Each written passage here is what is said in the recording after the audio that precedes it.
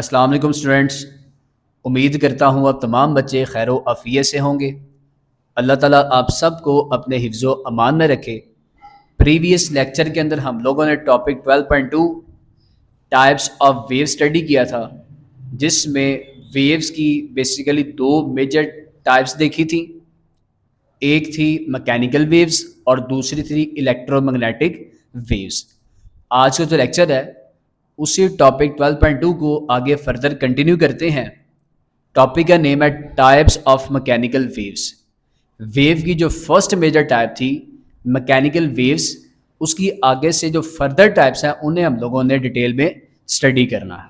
अब mechanical waves कौन सी waves थी?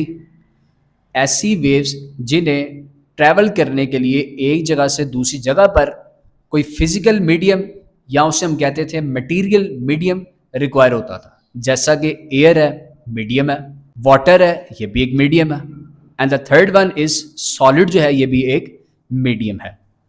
अब इसकी फर्स्ट जो मेजर टाइप होगी ट्रांसवर्स वेव। मैकेनिकल वेव की फर्स्ट टाइप है transverse wave.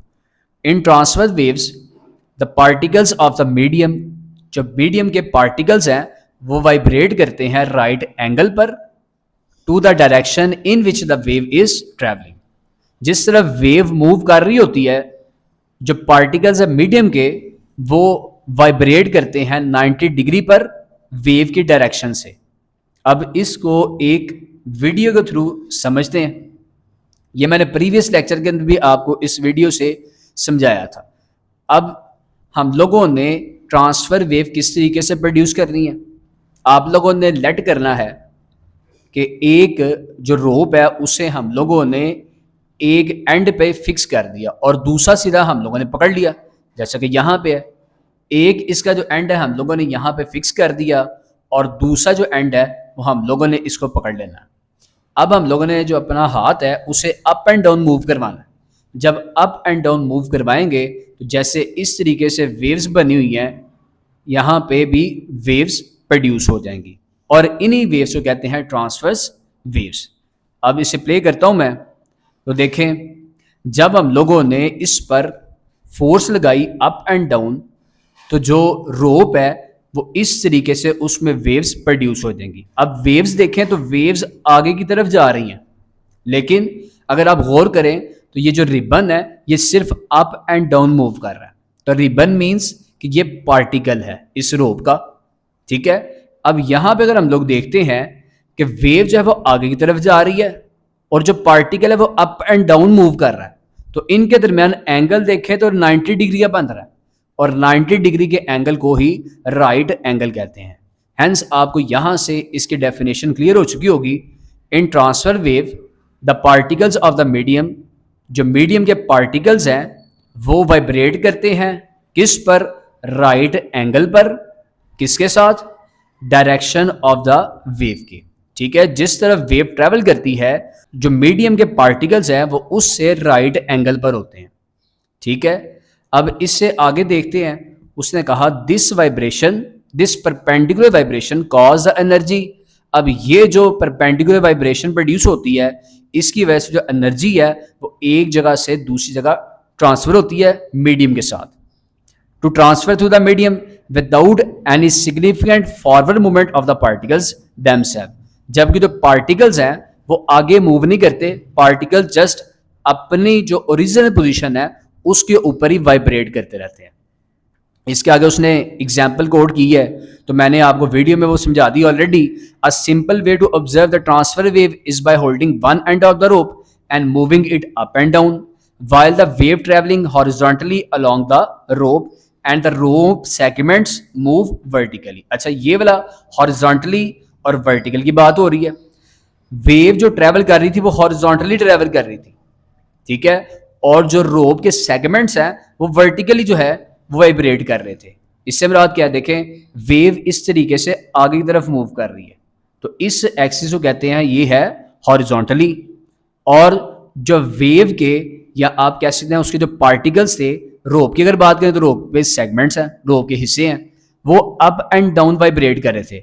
Up and down जो वाइब्रेशन होती है या मूवमेंट होती है उसे वर्टिकली कहते हैं, ठीक है, तो यहां पर हमें इस चीज का भी आइडिया हो गया है, while the waves travel horizontally and the robe segments move vertically.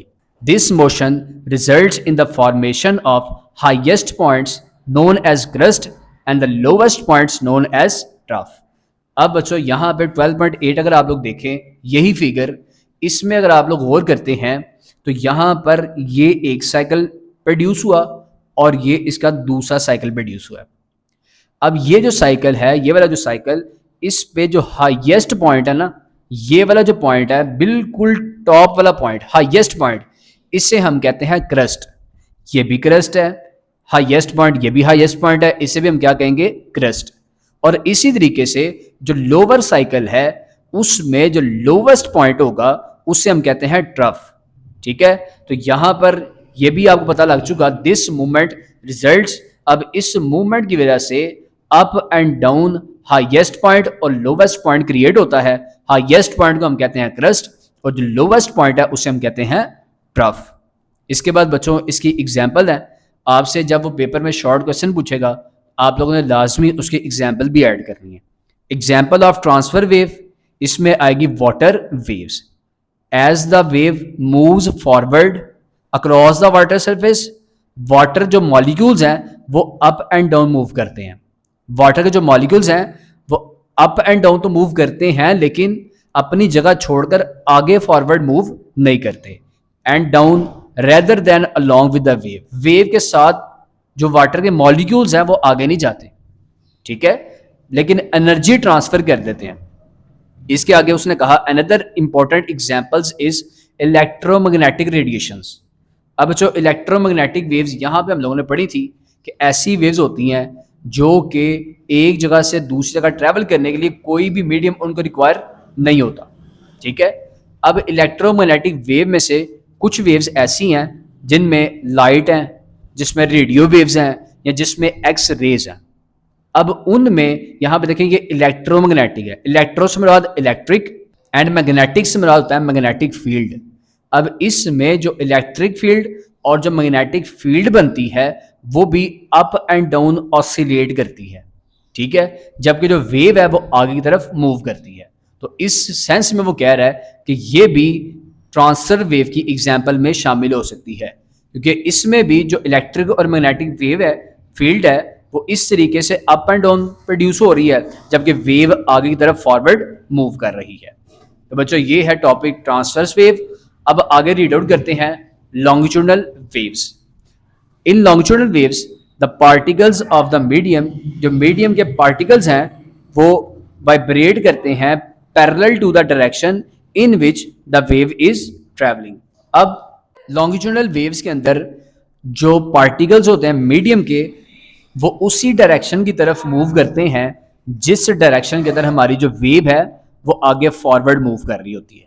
इसकी भी अब मैं एग्जांपल आपको वीडियो से देके समझाता हूं। देखें, इसमें हम लोगों ने लॉन्गिट्यूडनल वेव्स डिस्कस कर ली है।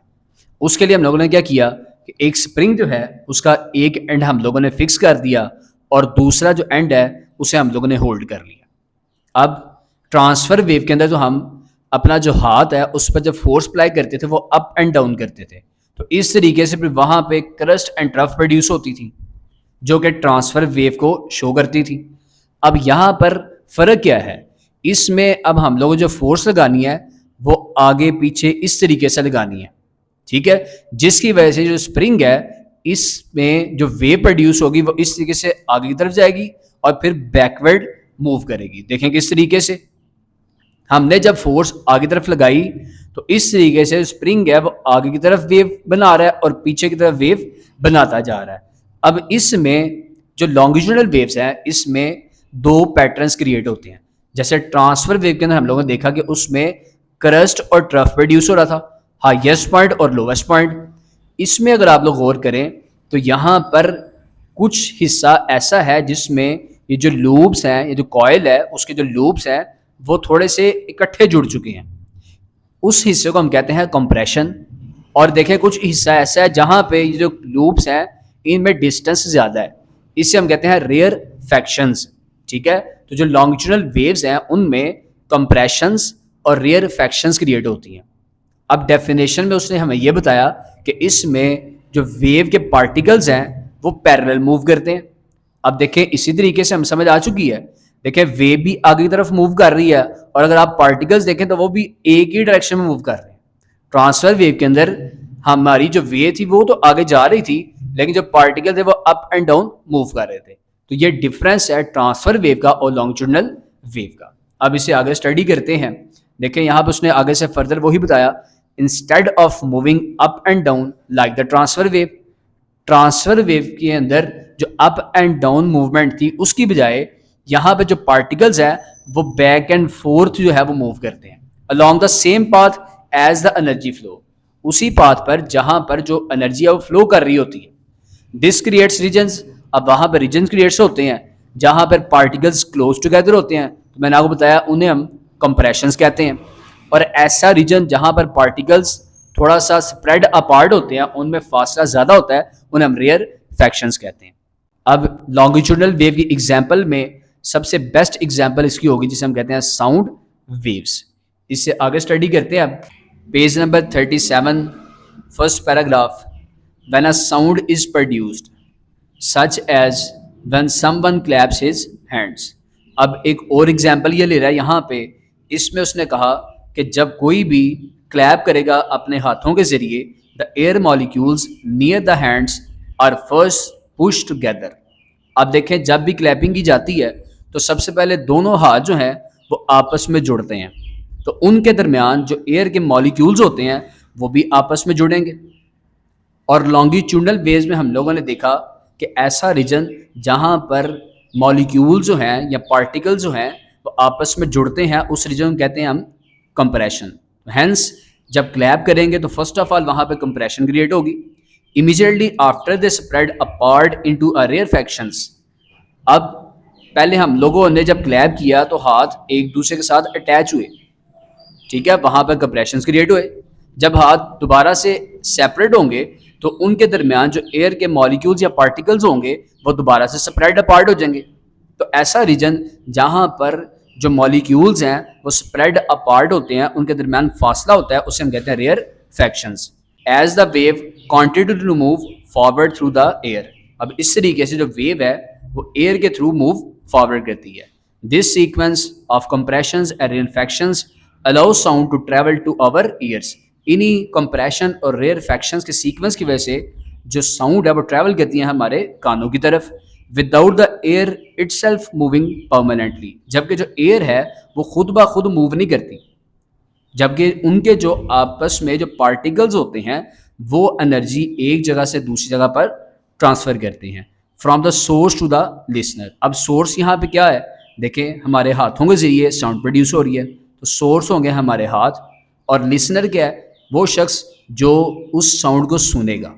ठीक है, तो यहाँ पे क्या, from the source to the listener, जहाँ पे वो साउंड प्रोड्यूस हो रही है वहाँ से लेकर जो शख्स उसको लिसन कर रहा है उस तक। ठीक है बच्चों, तो यहाँ पर हमारा लेक्चर 12.2 टॉपिक का फिनिश होता है। नेक्स्ट लेक्चर में इंशाल्लाह 12.3 टॉपिक स्टार्ट करेंगे, जिसकी वीडियो का लिंक भी मैं आपको इंशाल्लाह डिस्क्रिप्शन में प्रोवाइड कर दूंगा। अपनी बहुत सी दुआओं में याद रखिएगा। अल्लाह ताला आप सबको अपने हिफ्ज़ो अमान में रखे। फ़ी अमानिल्लाह।